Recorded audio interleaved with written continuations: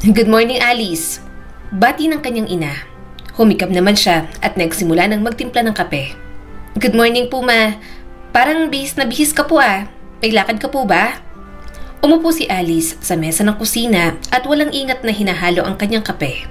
Masakit ang ulo niya dahil sa inuman kagabi. Nandoon kasi ang ibang kapamilya nila kaya napainom si Alice. Umuwi na rin naman ang mga ito kahit may tama dahil may mga pasok at trabaho pa. Naglapag ng almusal ang nanay niyang mataas na agad ang energy. Alice, anak, may favor sana ako sa'yo. Ano po yun, mama? Mahina niyang tanong. Huminto ang kanyang ina. Parang nag-iisip sandali bago nagsalita. Pupunta ako sa bahay ng tita Millie mo para sunduin sila at ang mga anak niya. Alam mo, ang mga pinsan mo, pupunta sila rito. Malapit na kasing umalis ang tito mo papunta sa ibang bansa. At kailangan ng tita mo na mamili ng mga kailangan ni Greg. Dito sila mamamahinga kasi malapit sa airport. Habang wala kami, bantayan mo sana ang mga pinsan mo. Ikaw lang kasi ang may iwan dito saka yung mga bata. Napadilat si Alice at ang kutsara ay tumigil sa ere. Ano po? Mama, ayoko po. Ayoko pong magbantay ng mga bata. Hindi ko po kayong mag-alaga sa kanila. Ang ingay nila at laging malilikot. Alam mo naman po kung paano ako sa mga bata, ma. Maikli ang pasensya ko lalo na po sa kanila. Napasinghap ang kanyang ina. Alice, alam ko hindi mo gusto magbantay ng mga bata. Pero wala ka ng ibang pagpipilian ngayon. Ikaw lang ang nandito na pwedeng tumulong. May bahagyang tono ng guilt sa boses ng kanyang ina na para bang humihingi ito ng paumanhin sa paglalagay kay Alice sa ganoong sitwasyon. Ngunit hindi siya interesado sa mga paliwanag. Hindi. Bubulong-bulong ni Alice habang iniiling ang ulo. Hindi ko po kaya. Hindi po maikli ang pasensya ko. Talagang wala pa akong pasensya para sa kanila. Alice, maghapon lang naman. Huwag ka nang magreklamo dyan. Bibilhan na lang kita ng pasalubong. Magbabantay ka lang naman ng mga bata. Suhol pa ng kanyang ina. Oh, mukhang nandyan na sila. Wala nang nagawa si Alice nang magsidatingan ang kanyang mga pinsan. Puno na agad ng energy ang mga ito. Tumatakbo at naglalaro na parang walang bukas. Yun pa lang, pero kuhang-kuha ng inis niya. Ate Alice, pwede ba tayong maglaro? Tagu-taguan, sigurado ako matatalo ka namin. Sigaw ng isa sa kanila at tumatalon pa sa kanilang sofa. Maglalaro? Mukha ba akong bata? Saka bumaba ka nga dyan. Paalala niya rito. Gusto niyang sigawan ng mga ito, sabihing tumahimik at makinig kahit isang beses. Ngunit alam niyang hindi niya kaya. Kailangan niyang maging responsable na matanda sa mga bubwit na pinapabantayan sa kanya. Sa kabila ng patuloy na inis, pinipilit niyang panatilihing steady ang boses kahit na mahirap. Huwag kayo dyan, kusina yan, maraming matatalim. Dito na lang kayo sa sala. Sabi pa ni Alice at napapatayo na. Ang mas batang pinsan niya ay tumawa lang na hindi man lang tinatablan ng kahit kaunting hiya. Ayaw namin makinig sa'yo. Tara maglaro tayo sa labas. Ate Alice, dito ka na. Para kang yung kapitbahay namin. Mukhang matandang dalaga. Suminghap si Alice sa sinabi ng kanyang pinsan. Ba't ang batang to? Hoy! Bumalik ka rito nang makutusan kita. Huminga ng malalim. Pinilit ni Alice na ngumiti nang lumabas siya kasama ang mga bata. Pwede ba? Huwag kayong maingay kahit konti. Pwede naman kayong maglaro pero huwag ganitong sobrang kaingay. Kailangan ko ng katahimikan, okay? Pero patuloy pa rin ang mga ito. Hindi ka naman ang parents namin. Tumitindi ang ingay ng mga bata. Ang walang katapusang pangaasar at pagtawa ay patuloy na sumasalakay kay Alice. Sobrang puno ng energy ang mga ito. Sobrang ingay at gulo. Naramdam niyang tumataas na naman ang kanyang init ng ulo na gusto niya ng sumigaw. Pero hindi niya ginawa. Hindi niya kaya. Mabuti naman at nakarating ka. Ang tagal mo. Anong oras na oh? Bulalas ng kanyang kaibigan. Pinunasan ni Alice ang kanyang pawis. Pasensya na. Traffic eh. Naupo si Alice sa upuan sa abalang registration hall sa college department. Binigyan siya ng kanyang kaibigan ng form. Ramdam niyang bigat ng desisyon na kinakaharap. Ngunit tuwing titingnan niya ang listahan ng mga kurso, wala ni isa ang gusto niyang kunin. Hindi niya alam kung ano ang pipiliin. Ano ba talagang gusto niyang gawin sa buhay?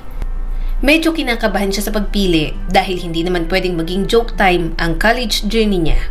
Lalo na at may tita na nagpapaaral sa kanya. Nasa kalagitnaan siya ng pag-fill out ng form nang biglang magsalita si Lily. Hoy, Alice! Anong course ang napili mong kukunin? Si Alice ay napakunot ang noo at muling tiningnan ang papel. Hindi pa sigurado. Sobrang daming options pero parang wala ni isa na tumutugma sa akin. Itinaas ni Lily ang kilay. Education ang kukunin ko. Education na lang din kaya ang kunin mo. Maganda din naman maging teacher. Napatigil si Alice sa sinabi ni Lily. Agad nag-ibang ekspresyon ng kanyang mukha at mabilis na iniling ang ulo. Wala akong balak. Ayokong makasamang mga bata buong araw. Tapos mga hindi pa naman nakikinig. Napadilat si Lily sa gulat. Pero Alice, ang saya kaya kasama ng mga bata. Cute sila at inosente. At saka magandang teacher kasi may maitutulong ka sa development nila bilang tao. Ay nako, hindi ko iniintindihan. Sabi pa ni Alice. Ang mga bata kasi nakakainis. Sa mga pinsan ko pa nga lang sobrang imbiyerna na ako. Laging maingay, hindi nakikinig. At gusto nila ng pansin palagi. Tsaka wala silang respeto sa oras ng ibang tao. Akala nila, ang mundo, umiikot lang sa kanila porke bata. Pero mga bata lang sila na kailangan ng guidance. Natural lang yon. Mahinahong sabi ni Lily. Hindi ka naman laging ganyan, diba? Naging bata ka rin naman. Alam mo na dapat yan. Oo, naging bata ako. Sagot ni Alice at pinulot ang nahulog na ballpen. Pero hindi ko maalala na ganun ako. Hindi ko kailanman gusto na ako ang maging center of attention. Lagi kong nare-respeto ang oras ng mga magulang ko. At saka, ibang-iba ng mga bata ngayon, hindi nakikinig, walang manners. Tumawa si Lily, tila natutuwa pa sa pag-aalboroto ni Alice. Parang hindi ka naman naging bata. Isipin mo, dati ikaw din naman tumatakbo, puno ng energy at curiosity sa mga bagay-bagay. Sigurado ako minsan, pinapasakit mo rin ang ulo ng mga magulang mo. Basta? Usal niya at napamuntong hininga. Wala akong pasensya para sa mga bata. Ang mga bata, walang ibang ginawa kundi ang maging sakit sa ulo. Ayoko maging teacher sa classroom buong araw. Tinuturuan ang mga batang hindi nakikinig kung paano mag-behave. Ako nga, hindi ko kayang kontrolin ang pasensya ko. Siguro hanggang 5 minuto. Kapag lumagpas na, sasabog na talaga ako. Tumawa muli si Lily at umiling. Gets naman kita, Alice. Pero eto kasi yon, hindi naman palaging masama ang makasama ang mga bata. Alam kong hindi mo pa nakikita ngayon pero baka bagay sa'yo yan. At malay mo na balang araw, baka magkaroon ka rin ng sariling mga anak. Hindi mo alam. At kapag nangyari yon, mamamangha ka sa kung paanong lalaki ang pasensya mo. Namilog ang mga mata ni Alice habang sinusubukang i-visualize ang mga sinasabi ng kaibigan. Anong ibig mong sabihin? Ngumiti si Lily at nanunukso siyang tiningnan. Ano pa? Di ka pa nagkaroon ka ng asawa at nagkaroon kayo ng mga anak? Well, isipin mo, kapag may sariling mga anak ka na, iba na yon. Doon mo palang siguro maiintindihan bilang matanda ang essence ng mga bata sa buhay natin. Hindi na lang tungkol sa inis dahil sa ingay nila o katigasan ng ulo nila. Mamahalin mo sila at ang pagmamahal na yon ang magpapalawak ng pasensya mo sa mga bagay na hindi mo kayang tiisin ngayon. Magugulat ka sa mga bagay na gagawin mo para sa kanila na hindi mo akalaing kakayanin mo pala. Baka sa motherhood pa humaba ang pasensya mo, Alice. Hay nako, hindi ko pa iniisip yan. Saka kung magkakaroon ako ng anak, palalakihin ko ng maayos. Minsan naman kasi ang behavior ng bata depende rin sa mga magulang na nagpalaki. Napabuntong hininga si Alice na may halong pag-aalinlangan pero hindi pa tapos si Lily. Well, may point ka dyan. Pero seryoso ako, Alice. Magbabago rin yung mga pananaw mo. Nagpatuloy na lang si Alice sa pagsagot ng form. Dahil wala siyang mapili at gusto niyang magtrabaho sa pang-opisina, pinili niya ang accounting program. Yun nga lang, wala siyang tiyaga sa mahirap na aralin kaya nagpalit na naman siya ng kurso. Kaya naman, nag-shift na lang siya sa business administration. Abala si Alice sa pag-aayos ng mga istante sa tindahan ng kanyang tita Rose nang marinig niyang tinawag siya nito mula sa likuran. Alice, pwede ka bang pumunta dito sandali? Sabi ng tita niya, ang boses nito ay magaan pero may halong pagmamadali. Mabilis na pinunasan ni Alice ang kanyang mga kamay sa apron at lumapit. Nakatayo ang kanyang tita sa may pintuan. Mukhang may pupuntahan ito. Ano po yan, Tita Rose? Tanong ni Alice, medyo inis dahil tinatawag siya habang may mga gawain siyang kailangang tapusin. Kailangan kong makipagkita sa kaibigan ko, paliwanag ng tita niya. Pag-uusapan namin yung salupa na gusto kong bilhin. Kailangan ko lang ng kasama. Sandali lang ako. Ang tito mo nang bahala sa store, kaya ikaw na lang ang isasama ko. Napabuntong hininga si Alice. Hindi niya talaga gustong sumama. Mas gusto niyang manatili sa tindahan. Pero alam niyang hindi hihiling ang tita niya ng ganoon kung hindi yun mahalaga. Sige po, sagot ni Alice. Magbibihis lang po ako. Habang binabaybay nila ang daan patungo sa bahay ng pupuntahan nila, tahimik at mahaba ang biyahe. Wala sa mood si Alice para umalis pero nakiusap ang kanyang tiyahin. Parang ang kapal naman niya para tumanggi kung tatanggihan niya pa ang simpleng pabor na yon. Nang dumating sila sa bahay, isang malaki at maayos na 2 palapag na bahay ang bumungad sa kanila. Sinalubong sila ng isang ginang at nagbatian ng mga ito bago sila papasukin. Alice, pwede ka muna maghintay sa living room habang kausap ko tong kaibigan ko. Sabi ng tita niya, tinuturo ang isang malambot na sofa sa tabi ng bintana. Relax ka lang, hindi naman magtatagal. Ngumiti ang ginang sa kanya na may-ari ng bahay. Magpapadala ako ng merienda para sa'yo. Tumango si Alice at naupo. Salamat po. Nang makapasok na ito sa loob, nag-flip na lang siya ng magazine na nakita niya sa coffee table. Hindi siya interesado sa chismis o sa kung anuman at mas gusto niyang huwag makipag-interact sa mga taong hindi niya kilala. Pero ilang minuto lang, napansin niyang may maliit na batang mukhang tatambay sa living room. Nakita ni Alice ang isang batang babae na nakatayo sa may pintuan, nakatingin sa kanya. Mukhang hindi pa higit sa 5 taon ng bata, may magulo at hindi maayos na buhok at may kuryosidad sa mga mata. Pinilit ngumiti ni Alice bilang pakisama na rin dahil nasa ibang bahay siya. Hi! Bumaling muli si Alice sa magazine at iniwasan ang mga mata ng bata. Hindi niya gustong mga bata, lalo na ang mga hindi niya kilala. Mga pinsan niya pa nga lang, parang makakalbo na siya sa sobrang stress. Ibang bata pa kaya? Ngunit hindi gumalaw ang bata. Patuloy lang ito sa pagtitig sa kanya. Medyo hindi tuloy komportable si Alice at sinubukang huwag makipag-eye contact sa bata. Pero may kakaibang pakiramdam siya sa paraan ng pagtitig ng bata na parang hindi niya magawang mag-relax. Biglang lumapit ang bata kay Alice at naupo sa tabi niya sa sofa. Tumuwid ng upo si Alice, hindi alam kung anong gagawin. May kailangan ka? Tanong niya rito. Ang bata ay nagsalita, ngunit ang mga salitang lumabas sa bibig nito ay malabo, parang mga tunog na hindi maintindihan. Kumunot ang noo ni Alice. Sinusubukang alamin kung baka ibang wika lang ang sinasabi nito. Ha? Ano yan, baby girl? Hindi kita maintindihan. Pero agad niyang nalamang nagiging frustrated ang bata. Ang tono ng boses ng bata ay tumaas pero hindi niya pa rin maintindihan. Bago pa makapag-react si Alice, bigla na lang nitong kinurot ng matindi ang balat niya sa braso. Nagulat si Alice at napatili ng hindi inaasahan. Bago pa siya makaiwas, nakagat siya ng bata sa braso. Ang lahat ng yon nangyari ng mabilis at wala siyang oras para pigilan pa. Ah! Sigaw ni Alice, agad na iniwas ang braso. Dali-daling pumunta sa living room ang tita niya at ang ginang na nakatira sa bahay na yon nang marinig ang kanyang sigaw. Anong nangyari? Tanong ng tita Rose ni Alice nang may halong pag-aalala habang pinagmamasdan siyang nakahawak sa kanyang braso. Sumagot naman siya. Kinurot at kinagat niya po ako. Kaagad na nilapitan ng ginang ang anak nito at dahan-dahan itong pinapakalma. Nang hindi kumalma, nagpatulog na sa asawa at dinala sa labas. Pasensya na. Sorry talaga. May autism spectrum ang anak ko.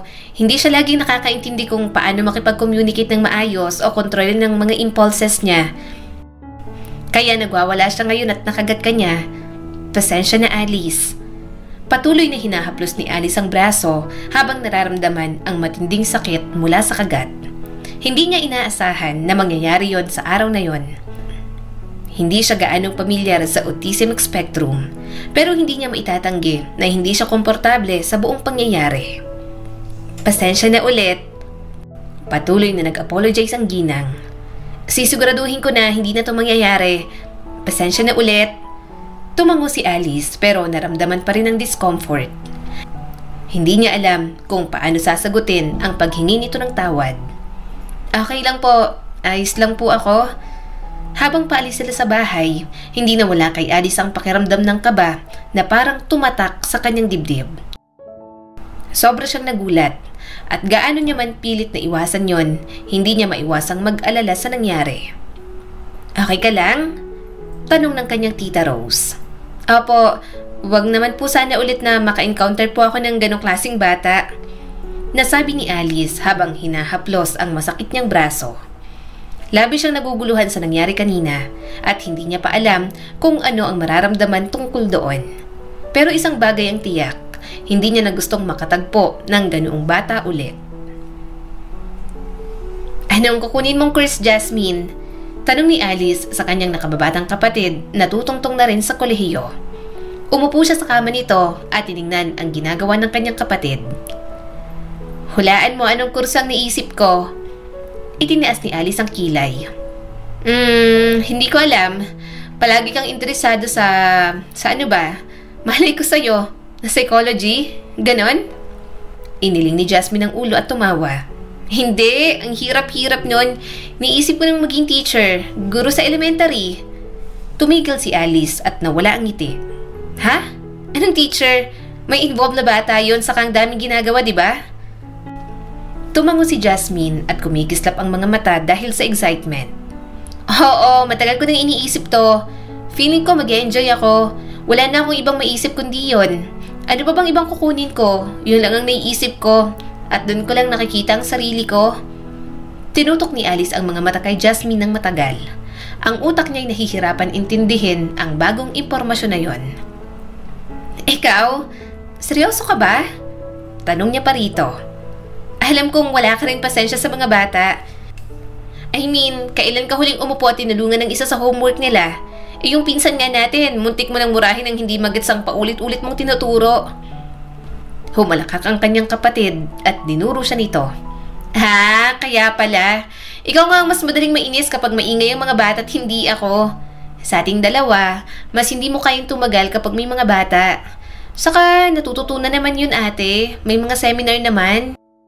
Kumunot ang noo ni Alice. Hoy, hindi ko naman sinasabing hindi ko kayang makisalamuha sa mga bata. Medyo nakakatrauma lang talagang mga nai-encounter kong mga bata. Hindi ko lang talaga sila trip. Alam mo yon? Wala akong pasensya para magtiis sa tantrums nila o kalat. Mas gusto ko na lang gumawa ng ibang bagay. Paggawin mo na sa akin lahat, huwag lang maging babysitter ng bata. Tumawa muli si Jasmine. Paano kapag nagkaroon ka ng anak? Mainit pa rin ang ulo mo. Anak agad? Pinaningkita niya ito ng mga mata. Palibasa ikaw, boyfriend ka ng boyfriend at kasama na agad sa pangarap mo na magkaroon ng pamilya. Kaya ka napapagalitan ni mama eh. Napanguso naman ang kanyang kapatid at humiga sa kama. Ang OA mo ate, pero gusto ko talaga ng mga bata. Ang siya kaya nilang kabanding, nakakatuwa ang mga sinasabi nila at pinapaalala nila sa akin na mag-enjoy. Tsaka feeling ko, magiging magaling ako kapag naging teacher ako. Pasensyosa ako kapag kailangan. Kaya ko yun, huwag kang nega. Napangiwi na lang si Alice. Hindi niya maintindihan ang kanyang kapatid. Bahala na ito sa buhay nito. Sa mga lumipas na taon, wala siyang ibang ginawa kundi ang mag-aral lang. Nang makagraduate, gusto pa siyang patulungin sa negosyo ng kanyang tita pero tumanggi na siya. Gusto niya kasi talagang mag-explore at ayaw niyang maburo na lang doon. At kahit hindi maintindihan ng mga magulang niya ang kanyang desisyon, masaya pa rin siya dahil natuto siyang mag-grow sa mga desisyon na kanyang ginawa. Paano ka naging ganito ka-irresponsable, Jasmine? Anong klaseng desisyon yan? Ang boses ng kanyang ina ay matinis at talagang galit na galit. Kagagraduate mo lang, Jasmine. Diyos ko naman, hindi ka pa nga nakakakuha ng licensure exam mo, tapos ngayon, buntis ka na? Ano bang iniisip mo? Naninikip ang dibdib ni Alice habang nakikinig sa kanyang ina na galit kay Jasmine. Binigay naman nila ang lahat rito, pero yon at nabuntis na pala. Nakagraduate ito sa kolehiyo, pero mabigat na desisyon pa rin iyon. Ma, tama na po.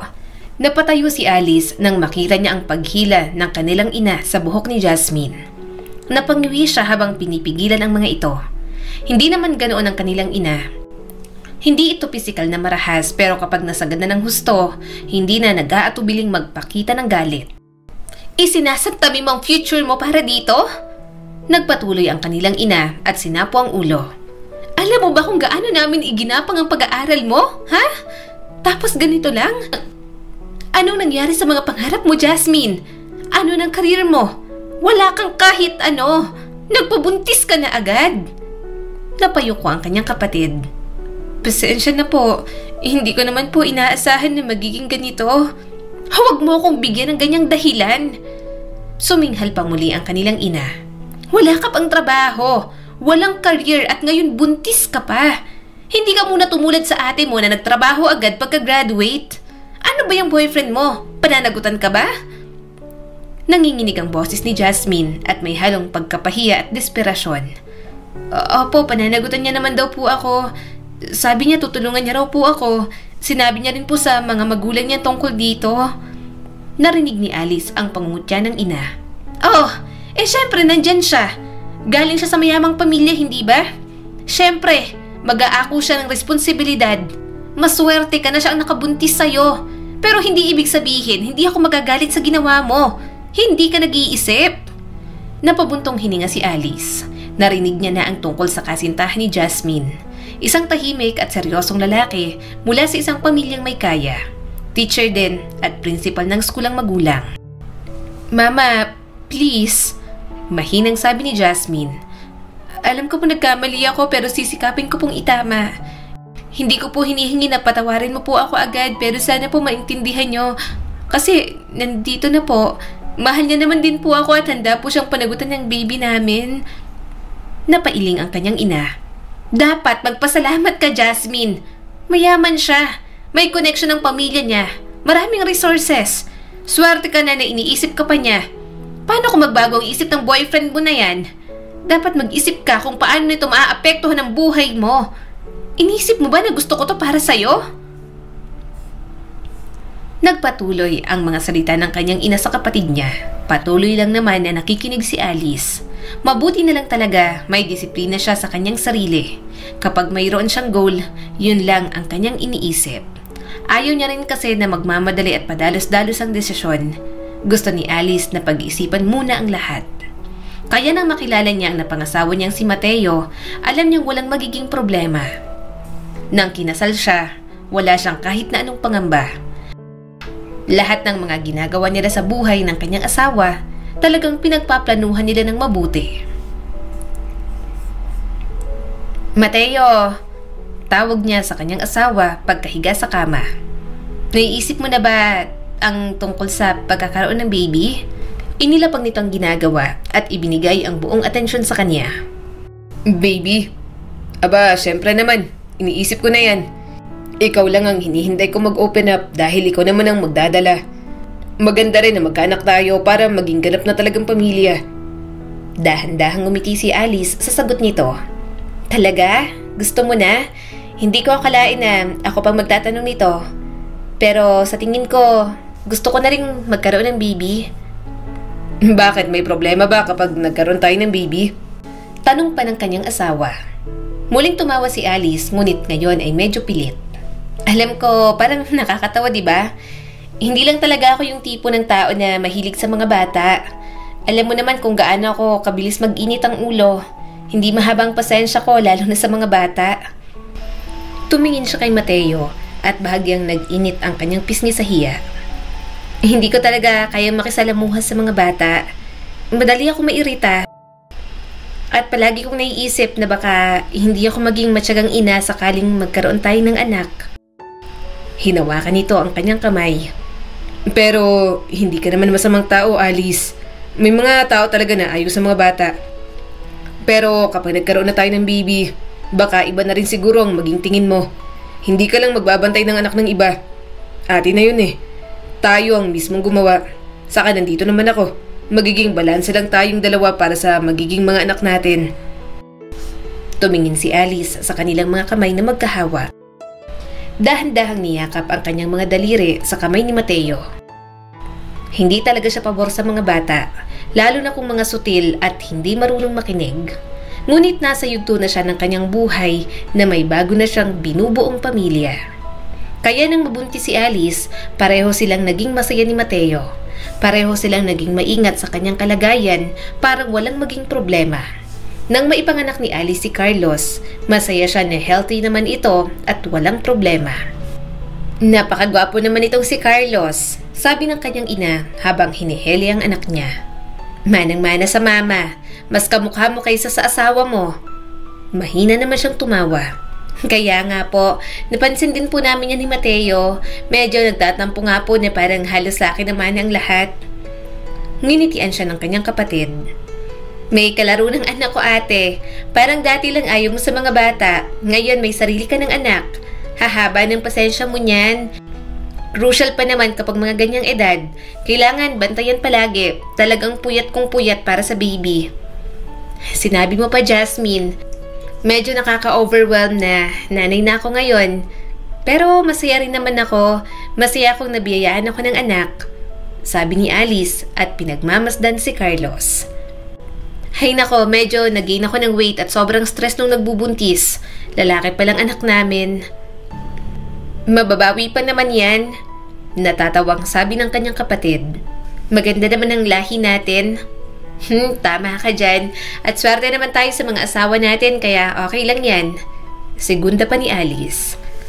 Muling binigay ng kanyang inang anak niya dahil umiyak na lang bigla. Napangiti si Alice at siya nagpatuloy sa paghihele. Hindi siya pasensyosang tao pero para sa kanyang anak, nararamdaman niya naman na kaya niya. Mabilis na lumipas ang mga taon. Para kay Alice, naging matiwasay naman ang pamilya nila ni Mateo. Kung may problema man, mga maliliit lang na pagtatalo. Nag-i-enjoy din siya na maging isang ina para kay Carlos. Subalit nang tumungtong na ang anak nila sa edad na 2 taon, marami nang napapansing kakaiba si Alice sa bata. Kumusta ka na? Ngayon lang kami ulit nakabisita dito, Ate Alice. Saad ng kanyang kapatid. Tipid siyang umiti. Okay lang naman.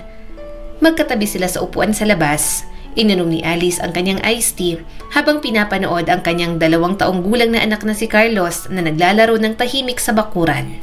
Kasama naman nito ang anak ni Jasmine. May gusto sana akong sabihin sa'yo, sabi ni Jasmine at may bahid ng pag-aalala. Tumingin si Alice kay Jasmine. Ano ba yon? Nag-atubili si Jasmine saglit, parang pinag-iisipan ng mabuti ang mga salita. Si Carlos, hindi ko alam ate, may mga napapansin ako sa behavior ng anak mo at parang may nararamdaman akong parang hindi tama. Nag-aalala si Alice at agad na naramdaman ang bigat ng kanilang usapan. Anong ibig mong sabihin? Humilig si Jasmine sa backrest ng sofa. Well, hindi siya katulad ni Angel nung 2 years old pa siya. Alam mo ba yung pinapoint out ko? Ang anak ko, 2 years old, may mga nasasabi na siya at medyo matatas ng dila.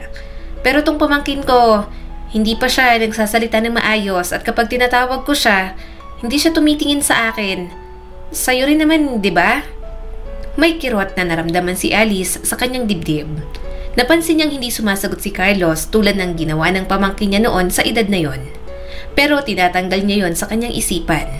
Gusto niya lang kasing isipin na baka may pagkakaiba lang talaga sa development ng iba't ibang mga bata. Napansin ko rin naman ang mga sinasabi mo sa akin, Jasmine.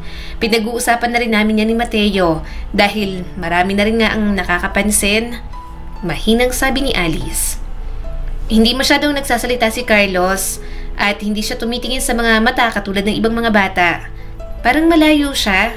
Minsan, parang may sarili pang mundo. Tumango si Jasmine. Oo, ganyan din ang feel ko ate. At kapag sinusubukan kong makipag-interact sa kanya, hindi siya sumasagot. Parang hindi niya ako napapansin minsan at nakakabahala kaya ate. Si Angel din. Lagi niyang gustong makipaglaro, makipag-usap, makipag-ugnayan dyan sa pinsan niya. Pero si Carlos, parang wala siyang pakialam sa mga ganoong bagay. Bumuntong hininga si Alice at tiningnan si Carlos. Nakatutok ang paningin nito sa isang maliit na toy car na gumugulong sa damuhan. Tila bumagsak ang puso ni Alice. May mali ba sa kanyang anak? Sinusubukan niyang maging matyaga pero sa kaibuturan ng kanyang puso, alam niyang may mga senyales na hindi niya na pwedeng baliwalain. Maya-maya'y lumapit si Angel sa kanila, ang 4 na taong gulang na anak ni Jasmine. Tumigil ito sa harap nila at ang mga kamay ay nakalagay sa mga balakang. May bahid ng inis sa maliit nitong mukha. "Tita Alice, ayaw po makipaglaro ni Carlos sa akin," sabi ni Angel at napanguso pa. Napalunok naman siya sa sinabi ng kanyang pamangkin. "Bakit hindi?" "Kasi hindi po sumasama si Carlos," sagot ni Angel at humalukip-kip.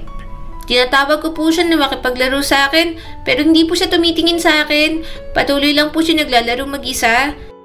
Ilang beses ko na po siyang tinatawag pero ayaw niya pa rin po." Naramdaman ni Alice ang bigat sa kanyang dibdib habang nakikinig sa sinabi ng kanyang pamangkin. Nagpalitan sila ni Jasmine ng tingin, parehong tahimik na nauunawaan ang parehong bagay.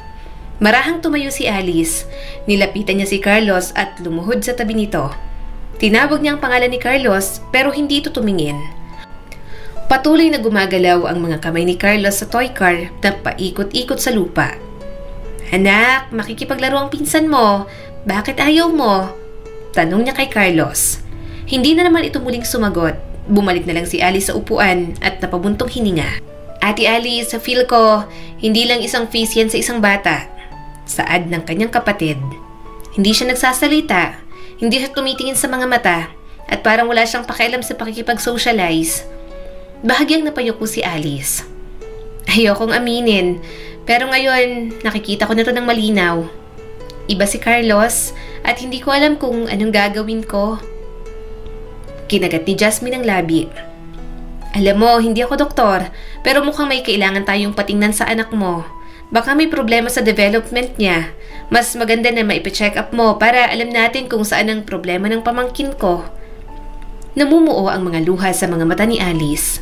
Naramdaman niyang mabilis na takot. Natatakot siya sa posible niyang malaman tungkol sa kondisyon ng kanyang anak. "Siguro maganda na dalhin niyo siya ni Kuya Mateo sa doktor." Malumanay na suhestyon ni Jasmine. "Mas maganda lang masuri ang anak mo at mas maging malinaw kung ano ba talaga nangyayari sa kanya. Matulungan kayo kung anong dapat niyong gawin kay Carlos." Tumango si Alice ng dahan-dahan. Mahilig siya sa letters saka sa numbers. Yun ang isang bagay na napapansin ko sa kanya kahit 2 years old pa lang siya. Pero tama ka, kailangan namin malaman kung ano ang problema sa kanya. Sasabihin ko sa asawa ko about sa suggestions mo. Salamat, Jasmine. Kaya yon ang ginawa ni Alice. Bago siya magdesisyon at kumilos para sa anak nila, kinonsulta niya muna yun kay Mateo. Gaya niya ay nag-aalala rin ito kay Carlos. Kaya naman, nang magkaroon sila ng libreng oras ni Mateo, dinalhin nila sa isang espesyalista ang kanilang anak. Umupo si Alice sa gilid ng table, nilagay sa kandungan ng kanyang bag. Umupo si Mateo sa tabi niya, iniakbay ang braso sa kanyang balikat, tila sinusubukan siyang aliwin, pero ramdam din niya ang nerbiyos ni Mateo. Bumukas ang pinto at pumasok si Dr. Martinez habang hawak ang clipboard. Binigyan sila ng ngiti ng doktor, ngunit napansin ni Alice ang seryosong ekspresyon nito. "Hello, Mr. and Mrs. Dizon," bati ng doktor. "Kumusta kayo ngayon?" "Okay naman po, maghihintay lang po kami kung anong sasabihin niyo po, Dok." Sagot ni Mateo, ang boses ay kalmado pero halatang kinakabahan.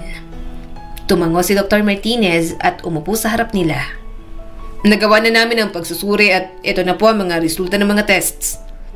Naramdaman ni Alice na mabilis na tumibok ang kanyang puso.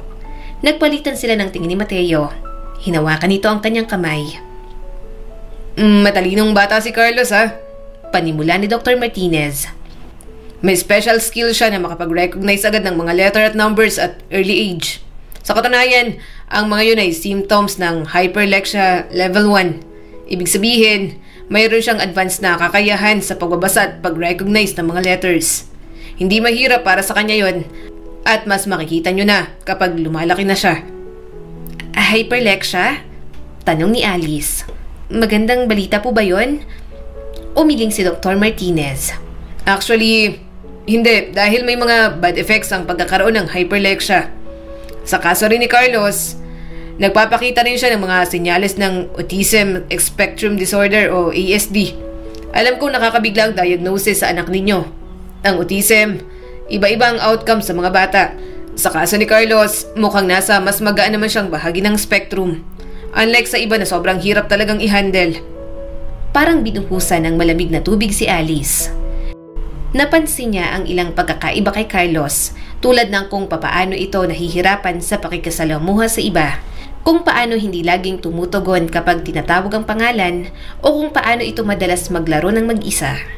Pero hindi siya nag-e-expect ng ganoong klaseng balita. Narinig niya pa lang na may autism ang anak niya, parang may bahaging gumuho sa kanyang puso. Paano pong magkakaroon ng autism si Carlos? Tanong ni Mateo, kalmado pero may pag-alala sa boses. Pero kayo na po nagsabi, matalino siya.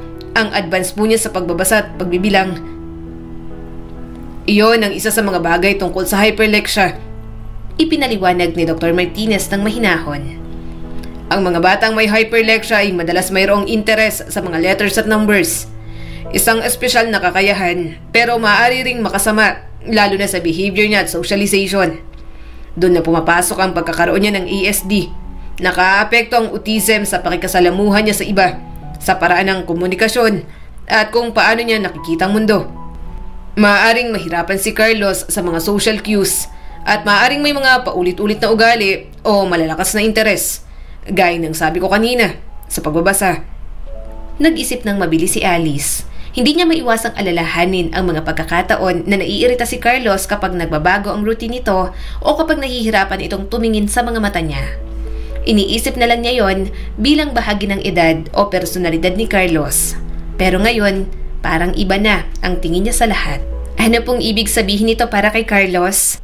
Tanong ni Alice habang nanginginig ang boses. Ano po ang maaari naming i-expect at paano po namin siya matutulungan? Bata pa si Carlos at mahalaga ang mga early intervention sa kanya. May mga therapy na makakatulong sa kanya na paunlarin ang mga skill niya sa pakikipag-interact at communications. Pwede rin siyang matulungan ng mga speech at occupational therapists upang matulungan siya sa mga mahihirap na aspeto. Maraming bata na may autism ang namumuhay ng masaya at matagumpay ngayon. At sa tamang suporta, magkakaroon si Carlos ng pagkakataong maging okay pa rin kahit na may ganyan siyang kondisyon. Pero magiging okay po ba siya? Mahinang tanong ni Alice. Kapag po ba nagpa-therapy siya, magkakaroon po ba ng improvement? Maaari po ba siyang makisama sa ibang mga bata? Ngumiti si Dr. Martinez ng malumanay. Of course, basta need ng guidance. Ang mga batang may ganyang kondisyon, mas maganda na maagang malaman. Hindi kailangang makifit in ang anak ninyo sa mundong mayroon tayo. Ang mga special child na katulad niya, may sariling landas at mas malaki ang part ninyo as parents para magkaroon siya ng mundo kung saan mararamdaman niyang walang restrictions at safe siya palagi. Tumango si Alice kahit mabigat ang kanyang puso. Muling hinawakan ni Mateo ang kanyang kamay. Nakita ni Alice ang pag-aalala sa mga mata nito, ngunit nakita rin niya ang tahimik na determinasyon. Haharapin nila yun ang magkasama. Hindi yun ang hinaharap na kanilang inaasahan para kay Carlos, pero yun ang binigay sa kanila at ipaglalaban nila yun anuman ang mangyari. Salamat po, Doc, sabi ni Mateo at tumango.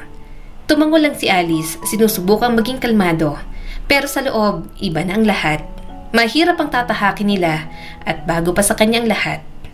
Nang nakasakay na sila sa sasakyan, tulala at tahimik lang si Alice. Hinayaan na rin muna siya ng kanyang asawa. Tahimik siya dahil pinipigilan niyang maiyak. Gusto niyang maging matatag at ayaw niyang labis na magpaapekto sa kanyang mga nadidiskubre. Nang makauwi na sa bahay, inasikaso niya muna si Carlos at pinatulog ito. Tahimik lang si Alice. Walang kahit na sino ang nagtangkang kumausap sa kanya. Emosyonal siyang klase ng tao, kaya medyo namamangha na siya na kaya niya palang tiisin ng ganoon ang kanyang emosyon. Nang pumasok si Alice sa kanilang kwarto, pinagmasdan lang siya ng kanyang asawa. Umakto lang naman siyang parang normal kahit na sobrang bigat na ng kanyang dibdib. Kaya nang magsalita si Mateo, alam niyang malapit na siyang sumabog. Okay ka lang? Tanong ni Mateo sa kanya. Hindi ka nagsasalita. Marahan namang tumango si Alice at hindi tumingin sa kanyang asawa. Oo, ayos lang naman ako. Halika na, matulog na tayong dalawa. Naiiyak ka? Tanong pa nitong muli. Natigilan si Alice sa kanyang ginagawa. Hindi siya makasagot. Kaya talagang hulihin ni Mateo ang kanyang ugali. Nagpatuloy ang kanyang asawa at humakbang papalapit sa kanya. Kung naiiyak ka, umiyak ka lang, Alice. Mas nasasaktan ako kapag nakikita kong pinipigilan mong sarili mo at pinapakita mong malakas ka kahit hindi naman. Sunod-sunod na tumulo ang mga luha ni Alice. Tinakpan niya ang kanyang mukha at napailing. Pinapaharap siya ng kanyang asawa pero mahina niya itong hinampas sa dibdib. Nakakainis ka. Tanong pa kasi ng tanong, ayaw na lang matulog. Humihikbi niyang sabi rito. Nakuha pang tumawa ni Mateo at marahan siyang niyakap. Bakit mo ba naman kasi pipigilan? Kung naiiyak ka, umiyak ka lang. Nasasaktan ka para kay Carlos, kaya normal lang na maging emosyonal ka. Alam kong nahihirapan kang tanggapin at ganun din naman ako. Pareho tayong nadismaya na hindi siya katulad ng ibang bata. Pero alam kong kaya natin, Alice. Pinunasan niyang mga luha at huminga ng malalim. Alam mo bang iniisip ko kanina? Napakaikli ng pasensya ko sa mga bata. Alam mo yan. Pero pinagtripan yata ako ni Lord. Binigay niya sa anak natin ang kondisyon na yon na masusubok talagang pasensya ko. Parusa ba to? Lagi akong umaayaw sa mga bata kaya ang binigay sa akin yung mahihirapan tayo dahil may special needs. Bakit ganito? Bakit sa anak pa natin? Alice, usal ni Mateo sa kanya. Hindi naman parusa ang binigay sa'yo. Sa ating dalawa. Nakalimutan mo na ba? Blessing ang anak nating si Carlos. Kung nag-aalala ka na hindi mahaba ang pasensya mo, nandito naman ako. Magtutulungan tayo. Kaya natin to, Alice. First time nating maging magulang at pareho tayong na-overwhelm sa lahat. Pero alam kong kakayanin natin to, Alice. Alam ko naman yon. Bahagya siyang napayuko at umupo sa kama. Kaya lang, masakit para sa akin na malamang may ganun siyang kondisyon. Lahat naman yata ng mga magulang, kapag nalamang hindi katulad ng ibang normal na batang anak nila, magiging ganito rin ang reaksyon. Sinubukang ngumiti ni Mateo. Hindi naman talaga katulad ng ibang bata si Carlos. Special siya. Special sa atin, sa mundo, saka sa Diyos. Natatakot ako. Namumuo na naman ang luha sa kanyang mga mata. Natatakot ako na baka hindi ako ang tamang ina para sa kanya. Natatakot ako na baka hindi ko kaya. Eto pa lang, nadidisappoint na ako sa sarili ko. Hindi naman ako malakas. Sobrang hina ng loob ko. Hindi ko alam kung paano bibigyan ng normal na buhay ang anak natin katulad ng ibang mga bata. Sinapo ni Mateo ang kanyang mukha. Hindi mo ba narinig ang sinabi kanina ni Dr. Martinez? Ang sabi niya, hindi naman kailangang makipit yan ang anak natin katulad sa normal na mga bata. Ang kailangan lang, makagawa tayo ng mundo at sarili niyang landas para sa kanya. Kaya please, huwag mong isipin na kailangan niyang maging katulad ng ibang bata. Alam kong kaya nating ibigay yun sa anak natin. Saka, ibibigay naman natin ang lahat ng kailangan ni Carlos. At sabi naman ni Doc, mag-i-improve pa naman ang kalagayan niya. Kaya huwag ka na masyadong mabahala. Hindi naman natin susukuan ng anak natin. Paulit-ulit tayong gagabay sa kanya. Yun na nga ang ginawa nila ni Mateo. Kahit medyo masakit sa bulsa, dinala nila sa mga therapy sessions at early intervention. Palaging siya ang sumasama sa mga lakad na yon dahil may trabaho ang kanyang asawa. May trabaho rin naman siya pero work from home kaya nagkakaroon siya ng oras para mag-alaga sa kanyang anak. Matagal nang pinapasa ni Alice ang bigat simula nang malaman niyang may ASD ang anak nila ni Mateo. Matalino si Carlos, mas advanced sa ibang aspeto. Ngunit may mga pagkakataong mahirap intindihin ang ugali at minsan mahirap itong makipag-communicate.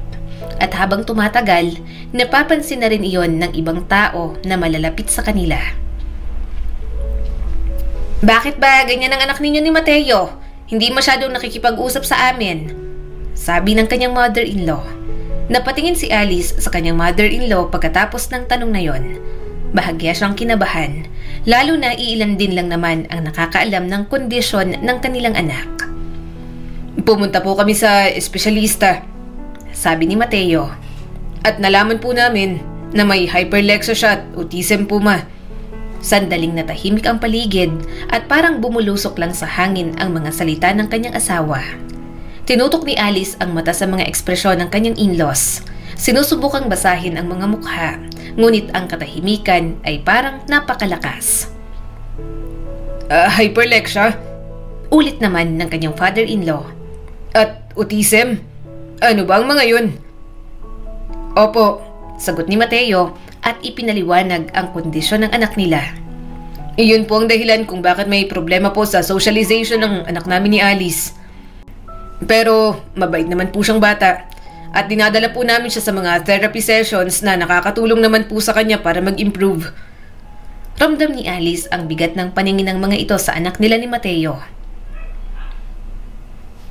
Pero maraming gastos, hindi ba? Ang mga therapies, ang mga doktor, sabi pa ng ina ni Mateo.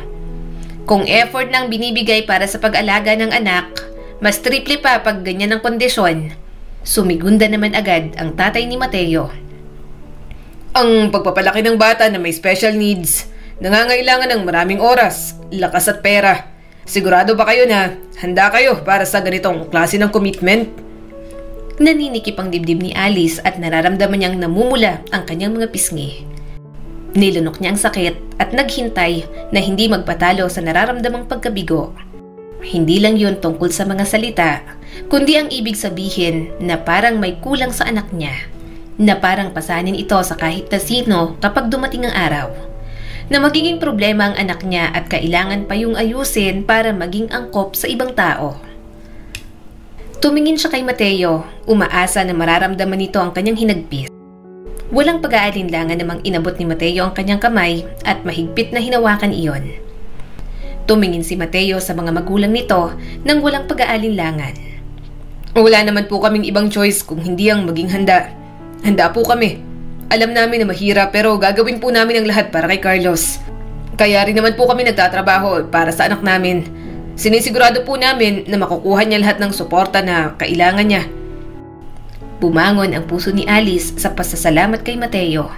Ang asawa niya lang naman ang kanyang lakas, palaging matatag sa kanilang dalawa kapag pinanghihinaan siya ng loob. Ngunit nang muling tumingin si Alice sa mga magulang ni Mateo, nakita niya ang pag-aalinlangan sa mga mata at pagdududa ng mga ito. Alam niyang hindi agad na maiintindihan ng kanyang mga biyanan. Paano nga ba? Hindi alam ng mga ito kung paano magmahal ng anak katulad ni Carlos. Kaya siguro hindi niya inaasahan na maiintindihan ng lahat. Mukha namang napansin ni Mateo ang pag-iiba sa aura ng mga magulang nito. Kaya muli itong nagpatuloy. Makinig po muna kayo. Si Carlos ay si Carlos pa rin. Matalino naman po ang anak namin. Mabait at bibigyan namin siya ng magandang buhay na kaya namin. Pwede po siya mag-improve. Kailangan lang po naming magtiwala sa kanya. Sa magagawa ng doktor at magtiwala sa potential ni Carlos. Pinipigilan ni Alice ang pagpatak ng mga luha na kanina niya pang pinipigilan. Hindi siya sigurado kung luha yun ng pagkabigo, pagmamahal o pagod. Ngunit alam niyang tama si Mateo. Hindi yun tungkol sa kung ano ang ine-expect o iniisip ng iba. Yun ay tungkol kay Carlos, ang kanilang anak at ang buhay na buo nilang itatayo. Mateo, ang hirap lagi, no? Mahina niyang sabi sa kanyang asawa. Kapag nalalaman nila ang kondisyon ng anak natin, nanghihinayang sila. O kaya, nadidismaya. Napabuntong hininga ang kanyang asawa. Pasensya ka na sa parents ko. Nabigla lang sila. Wala rin namang may gusto na magkaroon ng ganong kondisyon ng anak natin. Marahan namang tumango si Alice. Oo, naiintindihan ko naman. Sa bagay, ganun din naman ang nararamdaman ko nung una. Pero habang tumatagal at niyayakap ko ang kondisyon ng anak natin, saka ko lang na-realize na wala naman talaga dapat ikadismaya. Kasi kung tutuusin, okay pa naman ang anak natin na si Carlos. Hindi siya katulad ng iba na may special needs din na talagang sobrang hirap i-handle. Kaya naisip ko, wala dapat lugar ang disappointment sa ating dalawa. Napangiti si Mateo at pinanggigilan siya ng yakap. Nakaka-proud ka. May hinaba ng pasensya mo. Mga 1 inch. Marahan niya naman itong itinulak habang natatawa. Maiksi pa rin ang pasensya ko, no? May pa 1 inch ka pang nalalaman. Ang sabihin mo, short-tempered pa rin ako hanggang ngayon. Naningkit naman ang mga mata ng kanyang asawa. Kaya nga, palagi mo akong nasasampulan. Pero ang init ng ulo mo, naiintindihan ko naman. Palagi naman kasi talagang may toyo ang mga babae. Umismid naman siya sa sinabi nito. Ganon. Bakit? Nagsisisi ka na ba na akong pinakasalan mo? Nag-astang nag-isip pa si Mateo, kaya nahampas niya sa braso. Nag-isip ka pa talaga Akala mo nagsisisi ka? Sigurado kapag sa ating dalawa, una akong nawala, maghahanap ka agad ng asawa, no? Sa ugali mong yan. Humalakhak muli ang asawa niya. Ano bang sinasabi mo? Hindi ka pa mawawala. Saka, mauuna ako kung ganun. Baka nga ikaw ang maghanap ng ibang asawa, Alice. Sa akin mo pa talaga binalik ang ideyang yan. Hay naku Mateo, ewan ko sa'yo. Sabi pa ni Alice at iniwan na ito sa paglalakad. Mabigat ang kanyang kalooban kanina, pero dahil sa kanyang asawa, parang gumagaan palagi ang lahat. Kahit na binigay ng Diyos kay Carlos ang ganong kondisyon, binigyan naman siya ng asawang supportive at alam kung paano siya pasasayahin. Lumipas ang mga taon, paulit-ulit na lang ang routine ni Alice para magkaroon ng improvement ang anak nila ni Mateo. Nang araw na yon, nakaupo si Alice sa maliit na therapy room. Hinihintay niya ang doktor ni Carlos na matapos sa mga sinusulat nito. Katatapos lang ng 5 taong gulang na anak ni Alice sa huling therapy session sa araw na yon. Napansin mo ng sensory sensitivity niya? Tanong ng doktor sa kanya. Tumango naman siya. Yes po, sensitive po siya sa mga magaspang na texture. Kaya as long as kaya po namin gawing malambot ang mga bagay na nasa paligid niya, ginagawa po namin. Kasi kapag may nahawakan po siyang hindi niya gusto, talagang nagkakaroon po ng tantrums. Pinapagamit po namin siya ng stress ball at nagustuhan niya naman po. Tumango naman ang doktor. Pwede yon. Actually, sa mga sessions niya, nalaman nga namin na sa texture siya may sensory sensitivity. Kadalasan kasi sa mga batang may autism, mga loud noise or light ang sensory sensitivity, which is mahirap din since hindi control ang surroundings kaya madalas ang tantrums. Limited kumbaga. Tumango naman si Alice. Mataman siyang nakinig, binigyan siya ng mga listahan tungkol sa session. Pero nag-take down notes pa rin siya para hindi niya makalimutan. Mas mabuting magawa agad nila ang mga dapat na maiwasan para hindi mag-tantrum si Carlos. Last time kasi na nag-tantrums ito, nahirapan na silang patahanin. Madalas pa siyang kurutin kapag frustrated. Mrs. Dizon, sabi ng doktor ni Carlos at inilapag ang ballpen bago ibigay ang buong atensyon sa kanya. Kumusta na kayo ngayon? Ano po ang nararamdaman niyo ng husband mo sa lahat ng to? Sandali siyang natigilan at hindi alam ang isasagot. Okay naman po kahit papaano. Nakikita naman po namin ang improvement ni Carlos at nagiging proud po kami ng asawa ko kapag may mga milestone po siyang nalalagpasan. Pero may isang bagay po kasi akong pinag-aalala, Doc. Ngayong 5 taon na po siya, naiisip ko na po papaano ang school niya. Naiisip ko po na pag-aralin na po namin si Mateo. Huminga ng malalim si Alice. Tinatangkang unawain ang lahat ng mga bago niyang nalaman. Pero ngayon, parang may doubt na po kami dahil nga po sa sensory sensitivity ni Carlos. Kapag nag-school na po siya, hindi naman po namin siya mababantayan 24/7. Parang hindi po kami sigurado pero ayaw naman din po namin na i-deprive ang anak namin sa education. Gusto sana namin na mag-aral din siya katulad ng ibang mga bata. Tumango sa kanya ang doktor at kalmado pa rin. Naiintindihan ko ang mga alalahanin ninyo, Alice. Hindi bihira sa mga magulang ng mga batang may autism ang magkaroon ng heightened sensitivity sa sensory input.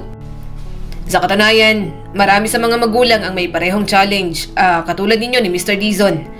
Pero wala naman dapat ipag-alala.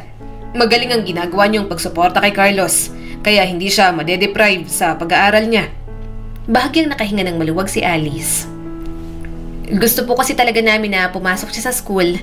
Gusto ko siyang makaranas ng mga bagay na yon.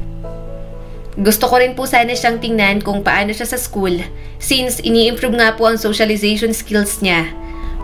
Pero nag-aalala po ako. Nag-aalala ako na baka mahirapan siya o ma-overwhelm. Paano po kaya namin sisimulan? Ano po kaya ang best na paraan para matulungan po namin si Carlos kahit may autism siya at hyperlexia? Bahagyang ngumiti ang doktor. Maganda na iniisip nyo na ang mga susunod na hakbang, Alice. Mahirap ang transition sa school para sa kahit na anong bata. Pero para sa mga batang may autism, mas mahalaga na makahanap ng tamang environment kung saan sila pwedeng mag-grow. May mga paaralan dyan na special na nagpo-focus sa pagtulong sa mga batang may mga kondisyon katulad ni Carlos. Medyo kumislap ang ginhawa sa mga mata ni Alice, ngunit hindi pa rin nawawala ang alalahanin sa kanyang mukha. Kung ganon, for children na may mga katulad pong kondisyon ng anak ko? Exactly. Pero kapag may improvement, pwede naman natin pag-usapan kung pwede siyang isama sa mga normal students. Sagot sa kanya ng doktor ni Carlos. Matutulungan nila si Carlos na mag-adjust sa sariling face niya. Kaunting alalay and one at a time lang. Bumangon ang pakiramdam ng kaluwagan kay Alice nang makita niya ang isang sinag ng pag-asa. Salamat po, Doc. Nang matapos ang session, umuwi na rin naman sila ni Carlos. Medyo nananabik na siya, lalo pat papasok na rin ang kanyang anak. Kaya pagka-uwi, tiningnan niya agad ang mga school na sinasuggest sa kanya ng doktor ni Carlos. Anong ginagawa mo? Tanong ni Mateo, sabay halik sa kanya pagkarating. Tumingala siya rito at napangiti. Halika, upo ka sa tabi ko. Namimili ako ng school na malapit sa atin na pwedeng pasukan ni Carlos. Namangha naman ang kanyang asawa. Talaga? May go signal na? Tumango naman agad si Alice.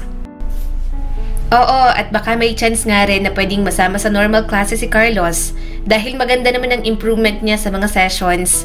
Sa ngayon, doon muna siya sa mga special school na talagang nag-cater ng mga batang may katulad na kondisyon sa anak natin. Kaya lang, medyo malaki ang gastos.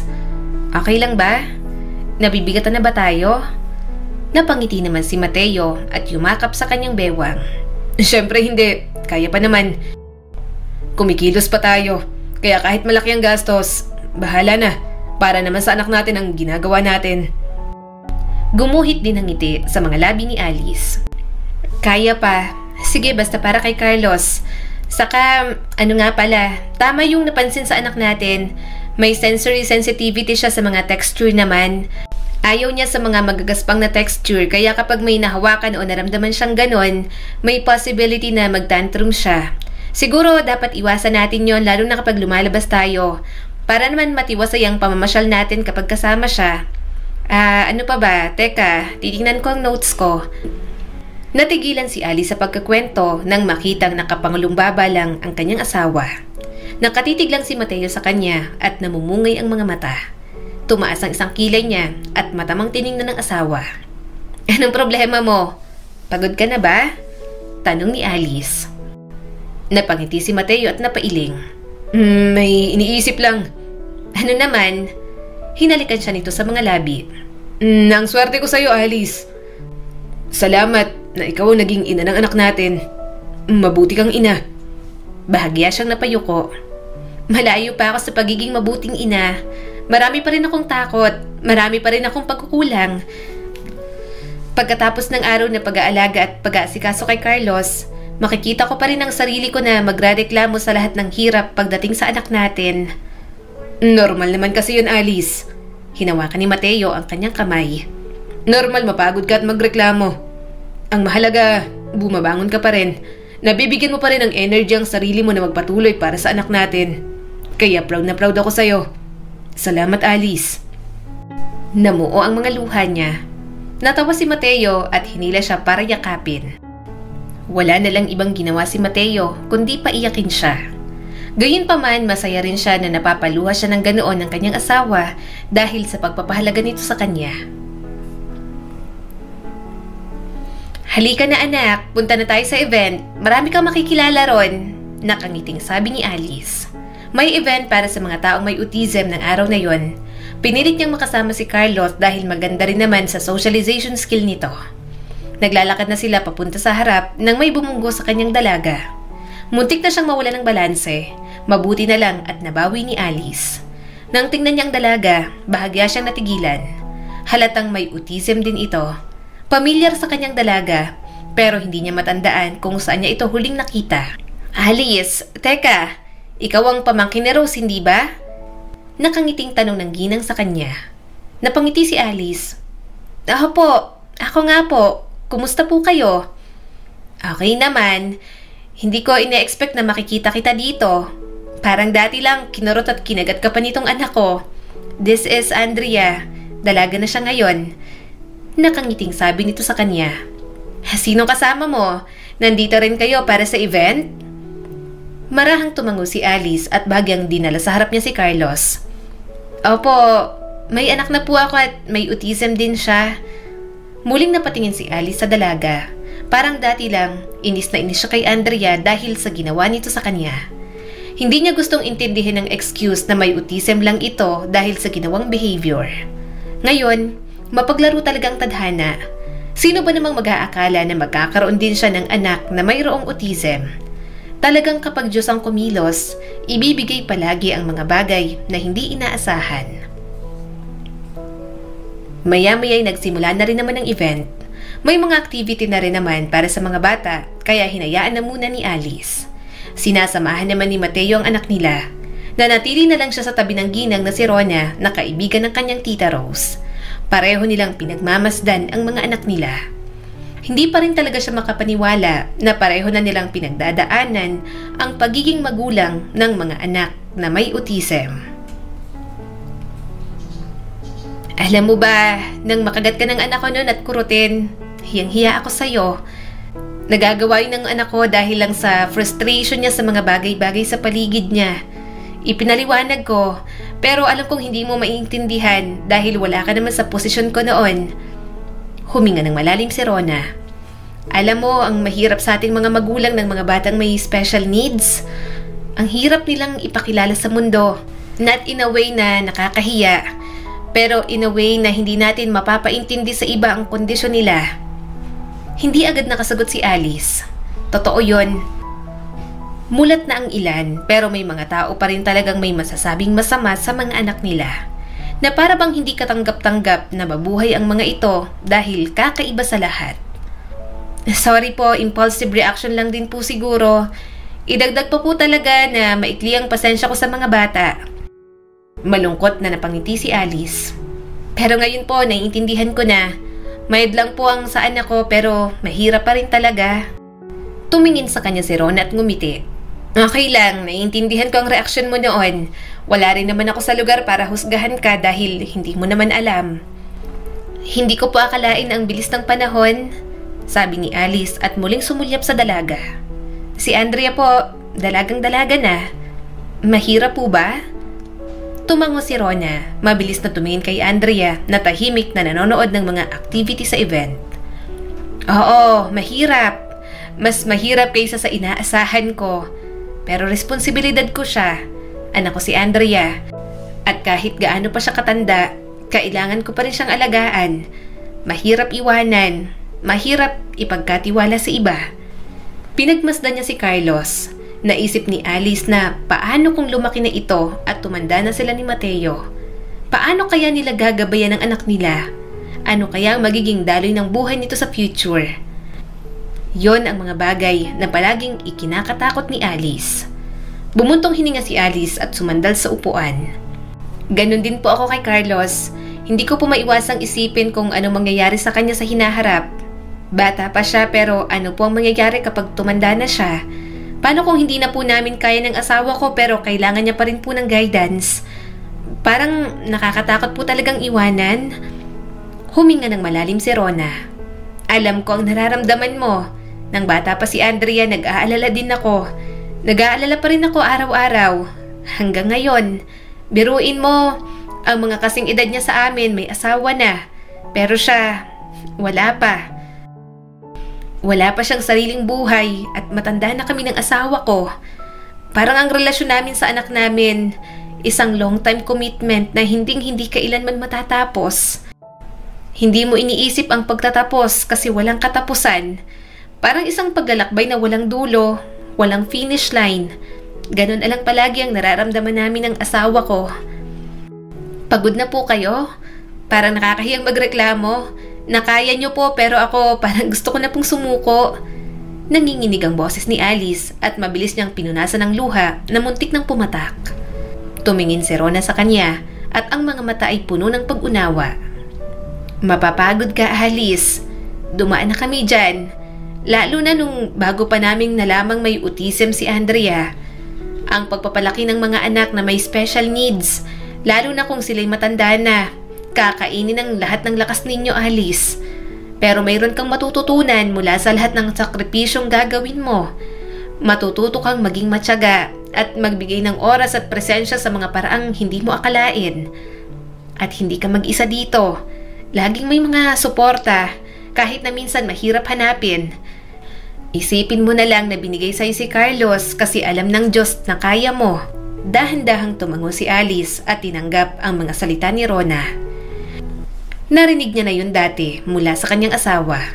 Pero nang marinig yun mula sa isang taong nakaranas ng parehong sitwasyon, mas nadadama niya at mas may bigat.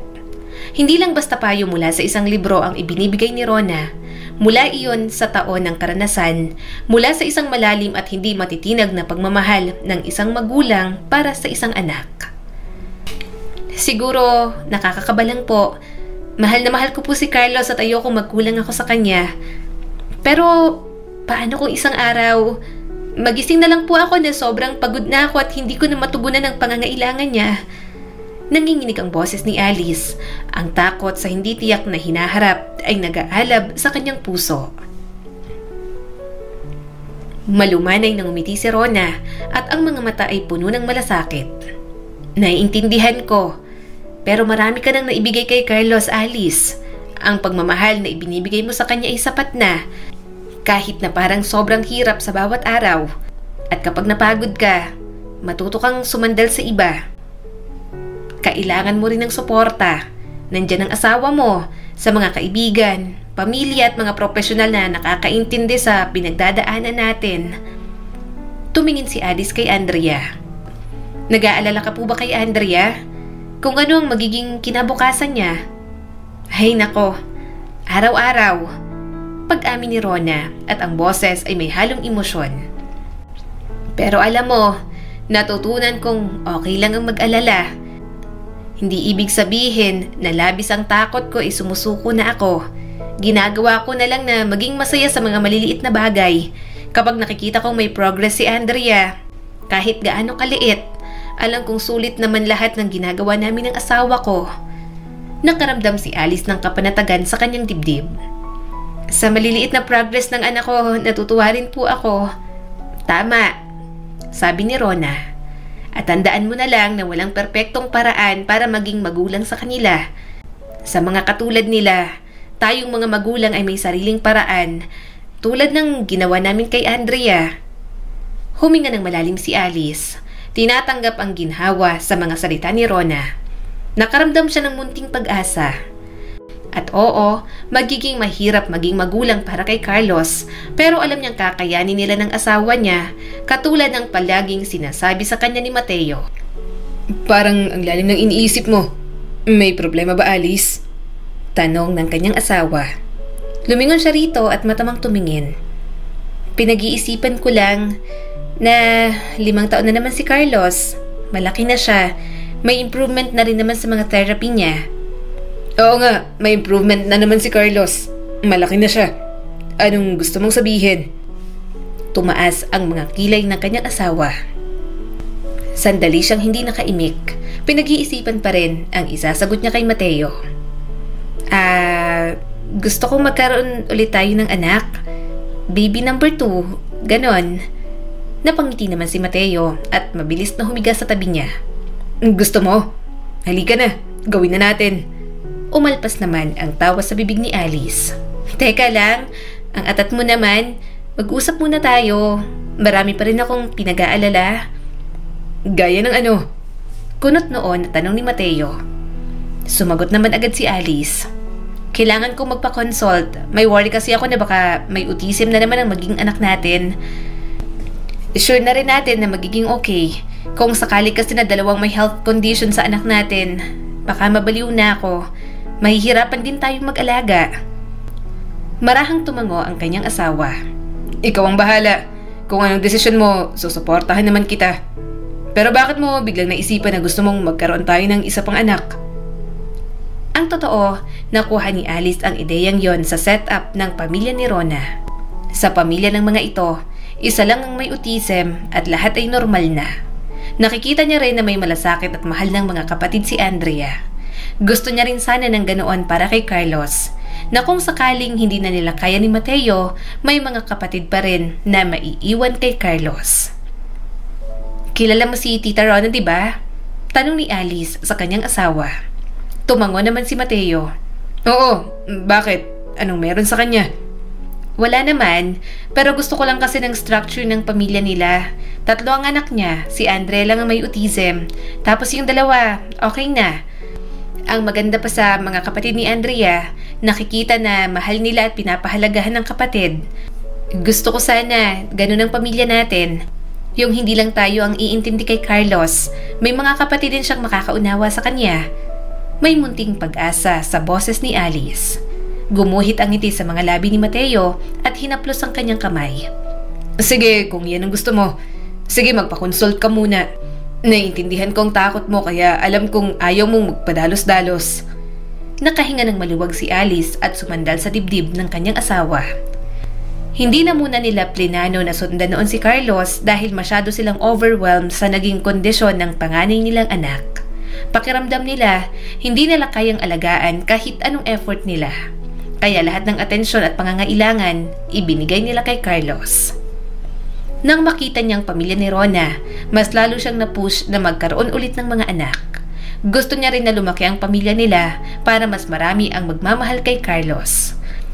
Gayunpaman, sa sunod niyang malalaman, ang munting pag-asang mayroon siya, unti-unti na namang mababasag. Mrs. Dizon, ikinagagal akong makita ka. Ano ang maitutulong ko sa iyo ngayon? Tanong ni Dr. Martinez sa kanya. Malalim na huminga si Alice at nagsimulang magsalita.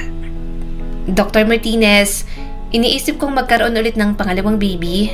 Ngunit pagkatapos ng lahat ng nangyari kay Carlos, medyo natatakot po kami ng husband ko.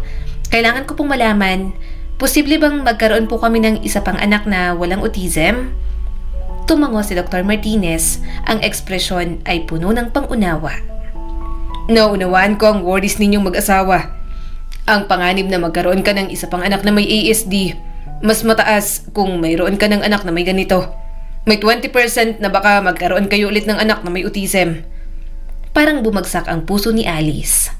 Ang bigat ng mga salitang yon ay parang pinindot ang kanyang dibdib at nagpapahirap sa kanyang paghinga. Inaasahan niyang makakakuha ng kaunting aliw, isang sinag ng pag-asa na baka ang mga pagkakataon ay pabor sa kanila ni Mateo. Pero ang nalaman na may risk, kahit kaunti lang, ayaw niya nang ipaglaban. Mas nangingibabaw na ang kanyang takot. Hindi ko kayang dumaan ulit sa ganon.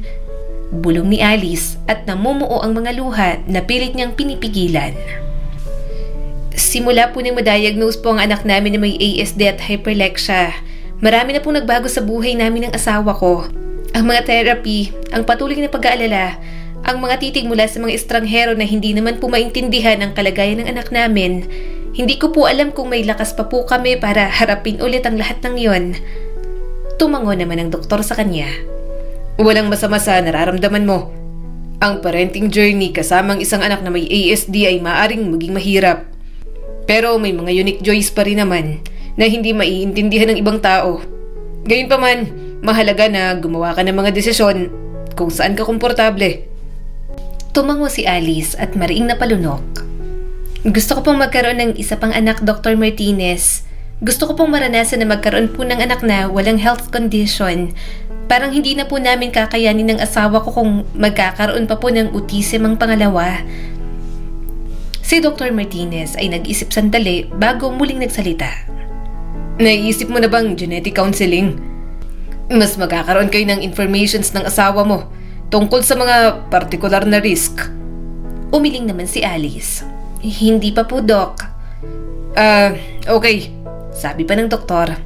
Sa genetic counseling kasi, susuriin nila sa inyo ang medical history ng inyong pamilya, both side, at i-discuss sa inyo ang mga pwedeng risk na ma-encounter ninyo. Tumango na lang siya.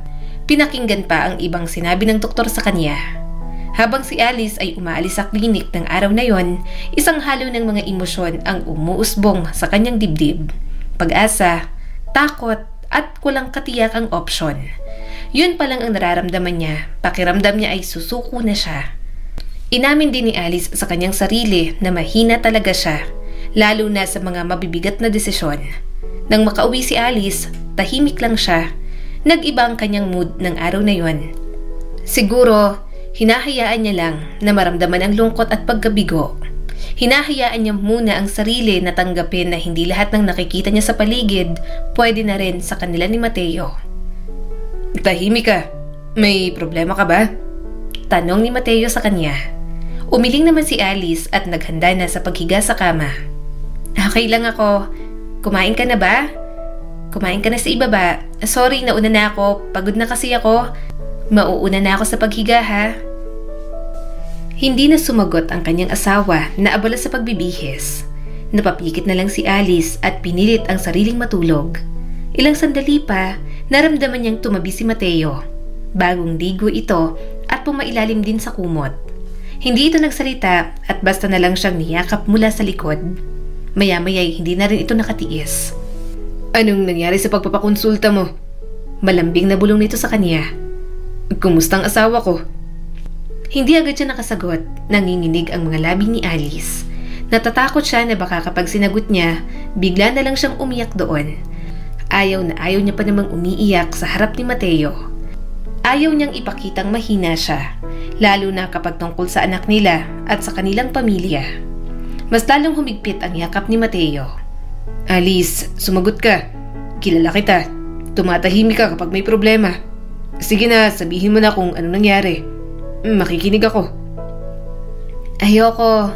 Madidismaya ka lang. Nauutal na sabi ni Alice. Hinanap dito ang kamay niya at hinawakan iyon. Hindi ako madidismaya sa'yo. Sa ating dalawa. Sige na, sabihin mo na. Huminga ng malalim si Alice bago nagsalita. Sabi kasi ni Dr. Martinez, may 20% chance daw na baka magkaroon ulit tayo ng anak na may autism. Sandaling hindi nakaimik ang asawa niya. 20% lang naman. Mas malaki pa rin ang chance, Alice. Umiling naman siya. Hindi ko kayang mag-take ng risk. Paano kung mas nanalo ang 20% na yon? Paano kung katulad ni Carlos may autism din ang maging baby natin? Alam kong hindi natin kakayanin, Mateo. Mahihirapan lang tayo kaya ayoko nang sumubok. Ayokong buhayin ng maliit na posibilidad na yon dahil takot na ako. Sabi ni Dr. Martinez, pwede naman daw tayong dumaan sa genital counseling pero malaki pa rin ang kaba ko. Ibang kutob ko, kaya natatakot ako ng ganito. Napofrustrate ako na gusto ko ulit na magkaroon tayo ng anak pero at the same time takot naman akong sumugal. Ano nang gusto mong mangyari? Mahinang tanong ni Mateo sa kanya. Mabilis niyang pinunasan ang kanyang mga luha. Hindi ko alam. Ewan ko, basta natatakot ako. Ayoko na. Parang hindi na natin kakayanin kung pati pangalawang anak natin magkakaroon din ng autism. Mukha lang kaya ko. Mukhang malakas para kay Carlos pero nakakapagod din. Hinaplos ni Mateo ang kanyang braso at mas lalo siyang kinumutan. Tahan na. Huwag ka nang umiyak. Basta kung anong maging desisyon mo, yun ang gagawin natin. Hindi kita mamadaliin. Ikaw ang bahala sa lahat. Hindi mo kailangan mag-alala. Hindi ako madidismaya. Hinding-hindi. Naiintindihan ko ang takot mo. Mas lalo siyang umiyak sa mga sinabi ni Mateo. Kahit na binigyan siya ng mga ganoong salita ng kanyang asawa, hindi pa rin talaga mapanatag si Alice.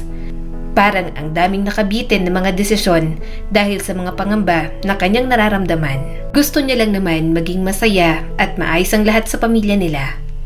Pero bakit parang ang hirap? Dahil sa stress na nadarama ni Alice, iminungkahi muna ni Mateo na magbakasyon sila. Yun lang naman palagi ang outlet nilang mag-asawa sa buhay kapag masyado silang maraming iniisip. Saan ka pupunta? Tanong ni Alice sa kanyang asawa habang namamasyal sila. Sumagot naman agad si Mateo. May babalikan lang ako ron. Parang gusto kong balikan. Parang nanghihinayang ako kapag hindi ko nabili. Mahinang tumawa si Alice. Sabi ko naman sa'yo, bilhin mo na. Nagdadalawang isip ka pa. Yan tuloy, babalikan mo pa. Mabilis lang ako. Promise. Natatawang sabi ni Mateo. Tinanaw niya itong bumalik sa store na pinanggalingan nila kanina. Naiwan naman muna si Alice sa kanyang anak na si Carlos. Matiwasay naman ang lahat, pero bigla itong nagturo. Wala siyang nagawa kundi bilhin ang itinuro nito. Anak, hindi mo naman magagamit to. Ang mahal-mahal pa. Medyo mabigat pa sa loob na sabi ni Alice. Kung pwede niya lang na hindi bilhin, gayunpaman, kilala niya ang kanyang anak. Magtatantrums ito kapag hindi pinagbigyan. Hindi ito aalis hanggat hindi binibili ang gusto nitong gamit. Pagkalabas, muli silang naghintay kung saan sila iniwan ni Mateo. Maya-maya'y dumami ang taong dumadaan. Medyo nag-aalala si Alice kaya naghanap siya ng maluwag na bahagi. Kaya lang, bago pa sila makapunta sa kabila, narinig niya na ang daing ng kanyang anak. Mabilis niyang hinila si Carlos, may dumikit kasi rito na gamit ng isang babae. Halatang iritado si Carlos doon, kaya nagsimula ng magtantrums ang anak niya. Carlos? Mahina niyang tawag dito. Carlos? Shhh! Wala na yon. Wala na. Nalayo ko na. Pero patuloy pa rin sa pag-iyak si Carlos. Bakas ang frustration dito at nagwawala na. Kahit anong hawak ni Alice, hindi pa rin tumigil sa pag-iyak. Anak! Carlos! Mahina niyang tawag habang pilit itong inaalo. Pinagtitinginan na sila ng mga tao. Medyo nababahala na rin siya. Parang may sumasalakay sa dibdib niya na halo-halong emosyon. Wala pang asawa niya para tulungan siya. Namumuo na ang mga luha sa kanya. Pakiramdam ni Alice, yun na ang pinakamalalang naging tantrums ni Carlos. Kahit mga dala niya, tinatapon at pinagsisisipan nito. Natulala na lang siya at hinayaan ng kanyang anak. Masyadong sinasakop ng kanyang sistema ang mga sinasabi ng mga tao sa kanyang paligid. Carlos! Humahangos na sabi ni Mateo at ito na ang nagpakalma sa kanilang anak. Hinayaan siya nitong umupo sa isang tabi. Ilang minuto din ang tinagal ng pagwawala ni Carlos. Maya-maya'y nakasakay na sila sa sasakyan. Nakasanda lang siya sa bintana at tulala. Tulog na ang anak nila sa likod. Sa halip na ma-relax, parang mas lalo pa siyang na-stress. Natulala na lang siguro si Alice dahil sa tagal nilang inaalagaan si Carlos. Pakiramdam niya, yun na ang pinakamalala. At ang mas nagulat si Alice sa sarili niya na parang naging tuod na lang doon. Ang lakas na pilit niyang binubuo, parang huwad lang naman talaga. Dahil ang totoo, yun talaga ang reaksyon niya. Mahina si Alice, hindi niya kayang panindigan ang kanyang anak. Nang makauwi, hinayaan siyang magpahinga ni Mateo. Ito na rin naman ang nag-asikaso sa mga kailangan ni Carlos. Nagising na lang si Alice na kakain na. Late na rin, kaya dinalhan na lang siya ng pagkain ni Mateo. Kumusta ang pakiramdam mo? Tanong ng kanyang asawa. Okay lang, sagot niya pagkatapos uminom ng tubig. Napabuntong hininga si Mateo. Sorry, umalis pa ako sa tabi niyo kanina ni Carlos. Kanina, natulala ka. Anong iniisip mo? Asawa mo ko, Alice. Pwede mong sabihin sa akin ang kahit na ano. Mata man niyang tiningnan si Mateo. Mabuti ka pa. Malakas ka. Malakas ka para sa anak natin. Malakas ka rin naman, Alice. Sabi nito sa kanya at hinawakan ng kanyang kamay. Alam ko ang nararamdaman mo kanina. Nakakahiya na pinagtitinginan tayo ng mga tao ron. Pero alam kong ginawa mo ang best mo. Bakit mo sasabihing mahina ka? Ang dami-dami na nating nagawa para sa anak natin. Lalo ka na, Alice. Lahat ng ginagawa mo para kay Carlos, sobra-sobra kong pinapahalagahan. Tuluyan na siyang humikbi. Bakit ba kasi? Bakit hindi na lang normal ang lahat? Bakit kailangan may special needs pa si Carlos? Bakit parating kailangang intindihin? Niyakap siya ni Mateo. Alice, tahan na. Normal naman lahat. Normal na pamilya lang tayo. Mas lalong humikbi si Alice. Alam mo, habang pinagmamasdan ko ang anak natin, napaisip ako na talaga palang mahihirapan siya kapag wala tayo. Paano na lang kapag malaki na siya na hindi na natin kaya? Paano na si Carlos? Hinagod ni Mateo ang kanyang likod. Tahan na, Alice. Kaya nga natin pinapa-therapy para mag-improve si Carlos. Maniwala tayo sa anak natin. Kahit wala na tayo, darating ang panahon na magiging okay pa rin siya. Bata pa naman si Carlos. Marami pang pwedeng mangyari. Marami pa tayong oras para magabayan siya. Alam kong napapagod ka na. Napapagod na rin ako pero laban lang, Alice. Kaya natin to. Please. Nang gabing yon, nakatulugan na lang ni Alice ang pag-iyak. Mabuti na lang talaga nasa tabi niya si Mateo. Ito palagi ang nagpapalakas ng kanyang loob, kaya nagkakaroon siya muli ng lakas para muling bumangon at magpatuloy para sa anak nilang si Carlos. Ate Alice, okay ka lang ba? Tanong ng kapatid niyang si Jasmine. Sinapo niya ang kanyang ulo. Ewan ko nga, hindi ko alam. Kanina pang masakit ang ulo ko. Mabilis na tumayo si Alice nang maramdaman niyang naduduwal siya. Huminga siya ng malalim at nagmumog. Sumunod naman ang kanyang kapatid. Ate, hindi kaya buntis ka ulit? Tanong ni Jasmine sa kanya. Natigilan naman si Alice at natulala. Hindi ako mabubuntis. Umiinom ako ng pills. Pero nitong mga nakaraan, nakalimutan kong uminom.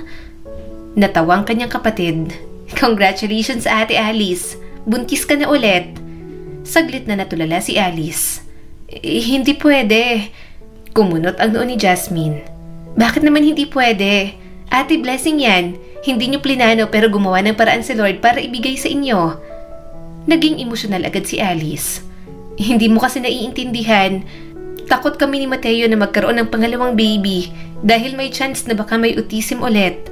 Paano kapag naging katulad lang ulit ni Carlos? Hindi naman siguro, ate. Ipag-pray mo na sana hindi at huwag mong pangunahan. Sabi ng kanyang kapatid. Saka buntis ka na, wala ka na magagawa, ate. Kung ano man ang mangyari, magiging handa pa rin kayo ni Kuya Mateo. Saka pwede niyong malaman early pa lang kung malaki ba ang chance na may health condition ng anak ninyo. Advance ng technology ngayon. Yung kakilala ko nga, 6 months pregnant, nang malamang mataas ang chance na magkakaroon ng Down syndrome ang anak niya. Kaya nang lumabas, pinaghandaan nila ng asawa niya. Kaya mo yun, ate. May dahilan kung bakit hinayaan ulit ng Diyos na mabuntis ka. Hinaplos niya ang kanyang tiyan. Nababalisa pa rin si Alice. Nang mag-check siya, nakumpirma niya na buntis na nga siya. Lalo tuloy siyang kinabahan. Sinabi niya yun kay Mateo. Nakaramdam ito ng saya, subalit katulad niya, nangangamba rin na baka may autism ang pangalawa nilang anak. Muli silang nagkaroon ng anak na babae. Hindi nila inaasahan na makikita agad nila ang mga sintomas. Subalit nang tumuntong si Carmen sa edad na 2, wala silang kahit na anong nakitang kakaiba sa behavior nito. Normal at matatas pang ang magsalita. Kaya lahat ng takot nila ni Mateo, unti-unti nang naglaho. Kaya ang mga anak nila sa mga nakalipas na taon, nadagdagan pa ng isa pang babae. 3 ng anak nila. Gayunpaman, ang pagmamahal at atensyon na ibinibigay nila kay Carlos, hindi kailanman nabawasan. Mas nadagdagan pa nga dahil sa mga kapatid nito na minamahal at inaalagaan ito. Birthday ko na, sabi ni Carlos habang nagbabasa. Sabi ni na Carmen at Christine, may regalo raw sila sa akin. Napangiti naman si Alice at hinaplos ang buhok ng kanyang anak. 20 ka na, ano bang gusto mo? Maraming books. Mabilis nitong sagot at hindi tumitingin sa kanya. Natawa naman siya. Puro libro na tong kwarto mo, libro pa rin ang gusto mo? Maya-maya'y pumasok ang mag-aama. May dalang cake ang mga ito at regalo para kay Carlos. Ngiting-ngiti naman si Carlos na hindi pa ng kandilang may apoy kahit hindi pa tapos ang kanta. Nagtawanan na lang tuloy sila. Lumapit siya kay Mateo. Pareho nilang pinagmamasdan ang mga anak na binibida kay Carlos ang mga regalo ng mga ito. Tuwang-tuwa naman si Carlos at may pagpalakpak pa. Halatang excited ang kanilang panganay sa mga bago nitong libro. Kumusta ng misis ko na maikli ang pasensya pero nagkaroon ng 3 anak? Natatawang tanong ni Mateo. Inirapan niya naman ito. Ewan ko sa'yo. Sabi ko ayoko na pero nabuntis ako ng hindi sinasadya. Pero okay na rin. At least may mga anak tayong nagmamahalan at hindi pababayaan ng isa't isa. Kampante si Alice dahil alam niyang napalaki niyang mga anak na nauunawaan at mahal si Carlos.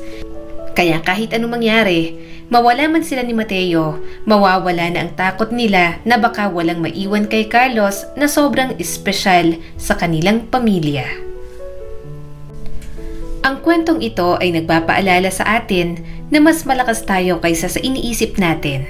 Basta araw-araw tayong magpakita ng pagmamahal at determinasyon. Nais ding ihatid ng kwentong ito sa inyo na ang pagiging magulang ng isang bata na may mga special na pangangailangan hindi tungkol sa pagiging perpekto.